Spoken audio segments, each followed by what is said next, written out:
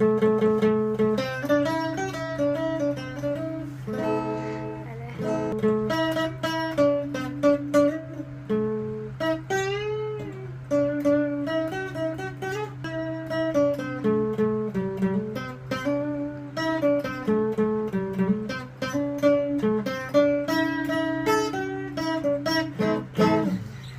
นรถเมล์มาอยู่เวียงจันทน์บอกขึ้นบอกฝันว่าจะได้เห็นมอสอพี่น้องๆก็ดีใจละเนาะ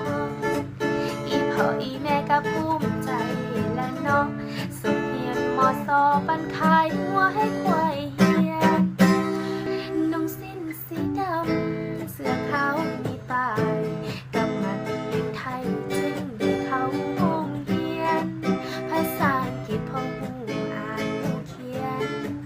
ภาษาอังกฤษพอหูอ่านหูเขียน I love เทียนกับคอยฮักเทียนจันกับโตเดซันกับแอนยูแอนยูอีพ่อเอ้ยอีแม่เอ้ยลูกยันใส่ซื้อเครื่องใหม่ให้ได้ดูน้องพ่อน้องแม่น้องรถใหม่น้องไปเขียนบทกับหมูทั้งโทรศัพท์กับแล็ปท็อปสุดหรูอีแม่ก็ได้อยากขัดใจ